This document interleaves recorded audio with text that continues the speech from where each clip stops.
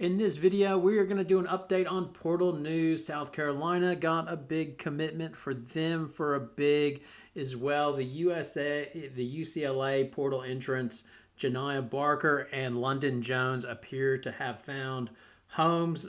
London Jones's home is very interesting. We'll go through all the big news in the portal one by one and the implications of it in this video. Before we start, if you enjoy the content, then please consider subscribing to the channel and giving the video a like. So currently some of the big portal players are still in play. So Gianna Neepkins of Utah, she has visited Texas, South Carolina, and Oklahoma. She's going to visit UCLA as well and then make a decision at the end of the week. MiLaysia Fulwiley is still in play. There are big rumors about her going to LSU. I don't know if it's true or not. If she went to LSU, that would be very, very interesting. I wouldn't really understand it because they already have Caitlin Gilbert, but you never know. And just the outrage that would cause with South Carolina fans would be interesting to see. I've seen other rumors saying that maybe it's Ole Miss or Louisville. Again, I'll wait until she announces. But yeah, it's fun to speculate. Sarah Williams is still in play. There have also been rumors about her going to LSU, but nothing substantiated. One big piece has gone off the board, that being Janiah Barker, number 7. She's currently rated in the ESPN portal rankings. She is going to Tennessee. Now, this is interesting.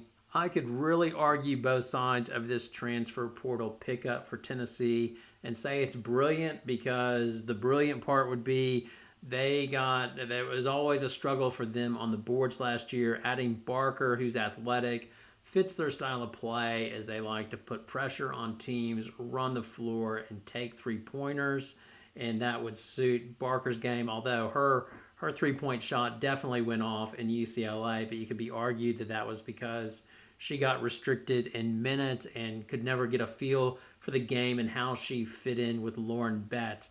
But then the counter argument is she struggled with less minutes at UCLA, never felt comfortable with the running scenario that Kim Caldwell runs with her team. How would that work? And then they have a whole bunch of freshmen. They've got the number 1 freshman class coming in, number 1, number 2, I can't remember. It's either LSU or Tennessee, highlighted by the Paldo twins. And they'll put pressure on teams, but it's such a mixed mash of players. Tennessee could be great, or it could be a total mess. And I was impressed with Kim Caldwell in her first season, but if teams had more time to figure out what she's doing and adjust to it, and will it be harder for her in season 2 or not, to be determined. It will be very fun to watch. I am surprised that Barker has chosen to go to Tennessee, because I thought she'd go somewhere where it'd be more traditional. She'd get more time and chance to show off her skills. At this stage, you're sort of looking at Barker saying, are you an enigma, that talented all-airport player, that player that looks great in the airport, but just cannot put it together on the court? Because it's starting to look that way. At Texas A&M, she put up okay numbers, but they couldn't win. Then she went to UCLA, a team that had talent, and then her numbers weren't good, but they did win, and she was a quality piece. And then now she goes back to Tennessee. When you transfer that much, what is really going to change when you go back to Tennessee? It'll be interesting to see. Maybe it'll be a home run, maybe it won't, but I can't wait to watch it and see what happens. Now, the other UCLA player that entered the portal, London Jones, has found a home, and it's not far away. Yes, she is going to USC, which is surprising, especially because they got Cara Dunn to commit from Georgia Tech, and Cara Dunn is a good player. She averaged 15 points, 5.8 rebounds, so it'll be interesting to see how much playing time London Jones gets, because she probably had a better situation in terms of playing at UCLA. In my opinion, I don't know. It's a line ball call, but it is surprising. It's surprising she's going to the crosstown rival, but I like it. That'll make a little bit more edge when these two teams match up next season, which is fine by me. And it'll be interesting to see when Corey Close addresses the media.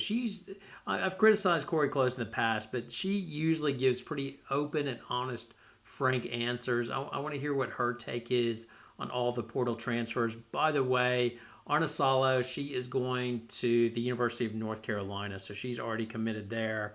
So that's and I've said it before, but the key question for UCLA, if they wind up getting Neepkins, then I think they'll be fine. They lose a little bit of depth, but they really, really need that shooting and Gianna Neepkins to go to UCLA. That would be a perfect fit for them.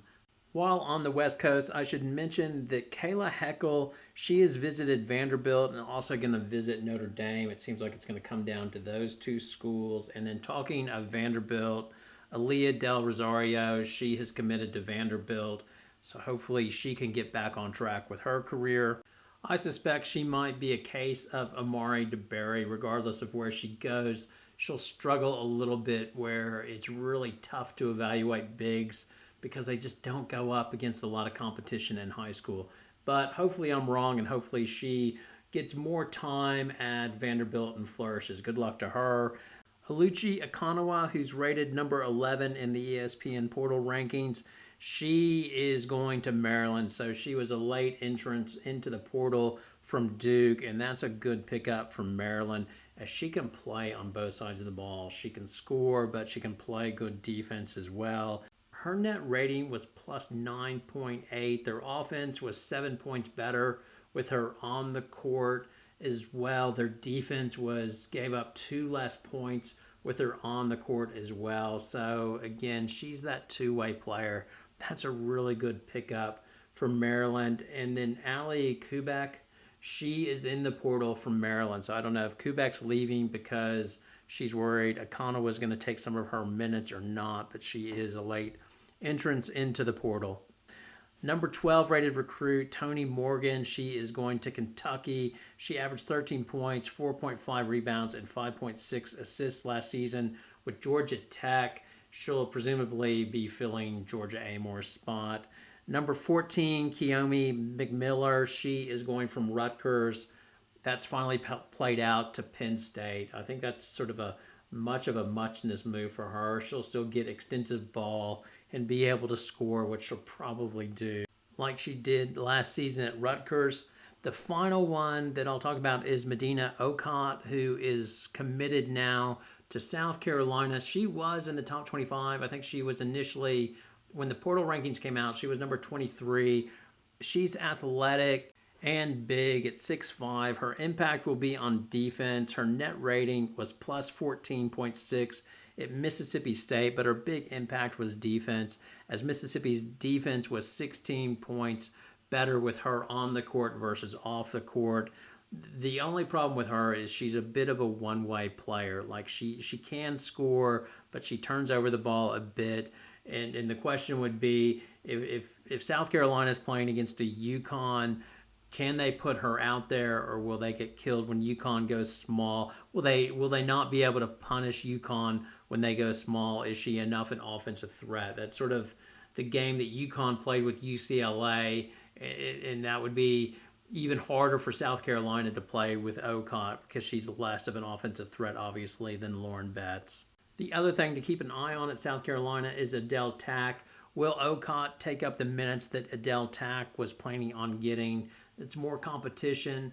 And overall, the direction South Carolina is going in terms of going for these one-year transfers, is that a good thing, or would they be better off giving Adele Tack and sticking with MiLaysia Fulwiley versus going with Latson in the portal? It's one of those debates. It's almost like baseball, going free agency versus your homegrown talent, and sort of going through the growing pains. That'll be interesting as next year plays out, if they have regrets on going with Latson in the portal versus if they should have stuck with Fulwiley. Anyway, that's the portal news for now. The next video coming out will probably be when I'm sleeping tonight. If MiLaysia announces that she's going to LSU, the internet will probably break as well. Neepkins, that will have a big impact. Where she goes will have a big impact, in my opinion. All right, over to you for your comments, anything I got wrong or left out. By all means, put it in there. Happy for your poison and feedback. Thanks a lot for watching. Have a great night.